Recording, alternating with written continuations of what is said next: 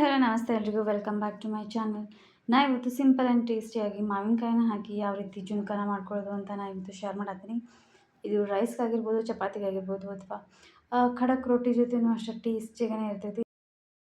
ಮೊದಲಿಗೆ ಇದನ್ನ ಮಾಡೋದಕ್ಕೆ ಸಣ್ಣದಾಗಿ ಕಟ್ ಮಾಡ್ಕೊಂಡಿರೋಂಥ ಎರಡು ಉಳ್ಳಾಗಡ್ಡಿ, ತುರಿದಿಟ್ಕೊಂಡಿರುವಂಥ ಕೊಬ್ಬರಿ, ಆಮೇಲೆ ಹಸಿಮೆಣಸಿನ್ಕಾಯಿ, ಸ್ವಲ್ಪ ಶೇಂಗಾ, ಒಂದೆರಡು ಹೆಸರು ಬೆಳ್ಳುಳ್ಳಿ, ಆಮೇಲೆ ತುರಿದಿಟ್ಕೊಂಡಿರುವಂಥ ಮಾವಿನಕಾಯಿ, ಸ್ವಲ್ಪ ಕೊತ್ತಂಬರಿ.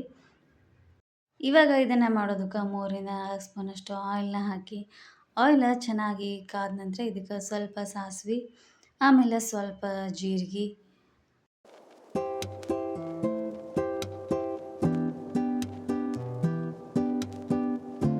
ಸ್ವಲ್ಪ ಕರಿಬೇವು, ಆಮೇಲೆ ಉಳ್ಳಾಗಡ್ಡಿನ ಹಾಕಿ 1-2 ನಿಮಿಷ ಉಳ್ಳಾಗಡ್ಡಿನ ಚೆನ್ನಾಗಿ ಫ್ರೈ ಮಾಡ್ಕೋಬೇಕು. ಉಳ್ಳಾಗಡ್ಡಿ ಜಾಸ್ತಿ ಕೆಂಪಾಗಬಾರ್ದು, ಈ ರೀತಿ ಸ್ವಲ್ಪ ಕ್ರಂಚಿನೆಸ್ ಇರಬೇಕು. ಆ ರೀತಿ ಇದ್ರೇ ಜುನ್ಕಾಕ ಸ್ವಲ್ಪ ಟೇಸ್ಟಿಯಾಗಿರ್ತೈತಿ. ಇವಾಗ ಉಳ್ಳಾಗಡ್ಡಿ ಬೇಯೋದಕ್ಕೆ ಒಂದು ಸ್ವಲ್ಪ ಉಪ್ಪನ್ನ ಹಾಕೋಬೇಕು. ಇವಾಗ ನಾವು ತೊಗೊಂಡಿರುವಂಥ ಹಸಿಮೆಣಸಿನ್ಕಾಯಿ, ಕೊತ್ತಂಬರಿ, 1-2 ಹೆಸರು ಬೆಳ್ಳುಳ್ಳಿ, 1-2 ಸ್ಪೂನಷ್ಟು ಶೇಂಗಾನ ಹಾಕಿ ಇದನ್ನು ಸ್ವಲ್ಪ ಚೆಂದಾಗಿ ಕುಟ್ಕೋಬೇಕು. ಇದನ್ನು ನೀವು ಮಿಕ್ಸಿ ಒಳಗೂ ಮಾಡ್ಕೋಬೋದು, ಬಟ್ ಈ ರೀತಿ ಕುಟ್ಟೋಕ್ಕೆಲ್ಲ ಮಾತ್ರ ಟೇಸ್ಟಿಯಾಗಿರ್ತೈತಿ.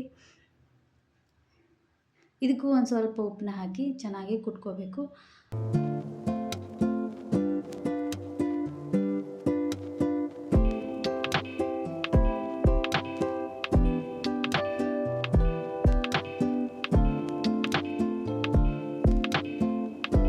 ಇವಾಗ ಇದಕ್ಕೆ ನಾವು ತುರಿದಿಟ್ಕೊಂಡಿರೋವಂಥ ಕೊಬ್ಬರಿನ ಒಂದು ಸ್ವಲ್ಪ ಕೊಬ್ಬರಿನೂ ಹಾಕಿ ಇದನ್ನು ಚೆನ್ನಾಗಿ ಅರ್ದು ತೆಗೆದಿಟ್ಕೋಬೇಕು.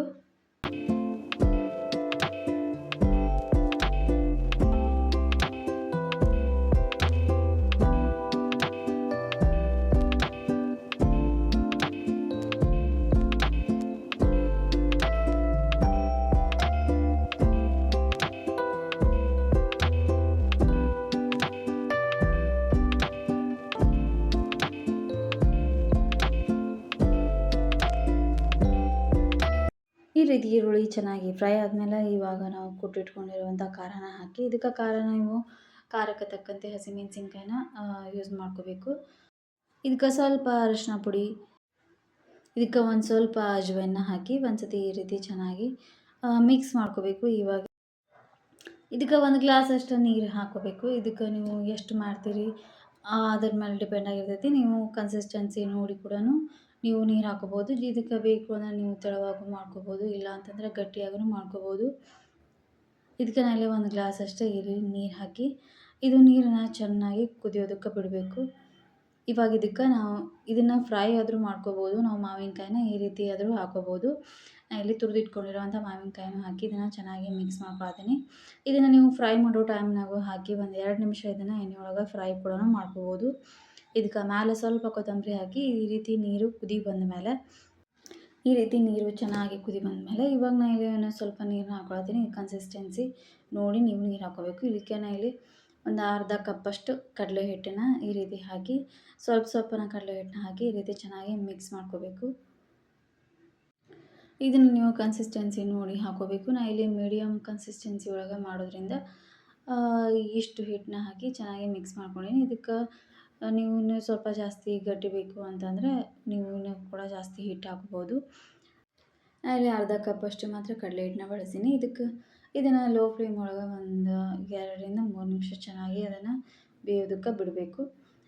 ಬಿಟ್ಮೇಲೆ ಮೇಲೆ ಕೊತ್ತಂಬರಿ ಹಾಕಿ ಒಂದ್ಸತಿ ಇದನ್ನು ಚೆನ್ನಾಗಿ ಮಿಕ್ಸ್ ಮಾಡ್ಕೋಬೇಕು. ಮೇಲೆ ತುರಿದಿಟ್ಕೊಂಡಿರೋವಂಥ ಕೊಬ್ಬರಿ ಬೇಕು ಅಂದರೆ ಆಪ್ಷನಲ್ ಹಾಕೋಬೋದು. ಇದನ್ನು ಒಂದ್ಸತಿ ಚೆನ್ನಾಗಿ ಮಿಕ್ಸ್ ಮಾಡಿದರೆ ಆಯಿತು. ಇದು ಬಹಳ ಟೇಸ್ಟಿಯಾಗಿಯೇ ಇರ್ತೈತಿ. ಈ ರೀತಿ ನೀವು ಒಂದ್ಸತಿ ಟ್ರೈ ಮಾಡಿಲ್ಲ ಅಂದರೆ ಮಾಡ್ಬೋದು. ಇದು ಚಪಾತಿಗಾಗಿರ್ಬೋದು, ರೈಸ್ ಜೊತೆ ಆಗಿರ್ಬೋದು, ಅಥವಾ ರೊಟ್ಟಿ ಜೊತೆ ಆಗಿರ್ಬೋದು, ಭಾಳ ಟೇಸ್ಟಿಯಾಗಿರ್ತೈತಿ. ನೀವು ಕೂಡ ನಿಮ್ಮ ಮನೆಯೊಳಗೆ ಅದನ್ನು ಒಂದ್ಸತಿ ಟ್ರೈ ಮಾಡಿರೋದು ಹೆಂಗೆ ಬಂತಂತ ಕಮೆಂಟ್ ಸೆಕ್ಷನ್ ಒಳಗೆ ತಿಳಿಸ್ರಿ. ಹೋಪ್ ಈ ಒಂದು ರೆಸಿಪಿ ವಿಡಿಯೋ ನಿಮಗೆಲ್ಲರಿಗೂ ಇಷ್ಟ ಆಗೈತೆ ಅಂತ ಅಂದ್ಕೊಳ್ತೀನಿ. ಇಷ್ಟ ಆಯಿತು ಪ್ಲೀಸ್ ಲೈಕ್ ಮಾಡಿರಿ, ಶೇರ್ ಮಾಡಿರಿ. ಯಾರೆಲ್ಲ ನನ್ನ ಚಾನಲ್ನ ಸಬ್ಸ್ಕ್ರೈಬ್ ಮಾಡ್ಕೊಳ್ತೀನಿ ನೋಡ್ತಿದ್ರಿ ಅಂದರೆ ಪ್ಲೀಸ್ ಸಬ್ಸ್ಕ್ರೈಬ್ ಮಾಡ್ಕೊರಿ. ಪಕ್ಕದಲ್ಲಿರುವಂಥ ಬೆಲ್ ಐಕನನ್ನು ಕ್ಲಿಕ್ ಮಾಡಿರಿ. ಇದರಿಂದ ನಾನು ಮಾಡೋ ಪ್ರತಿಯೊಂದು ವಿಡಿಯೋದು ನೋಟಿಫಿಕೇಷನ್ ಫಸ್ಟ್ ನಿಮಗೆ ಬರ್ತೈತಿ. Thanks for watching and keep watching.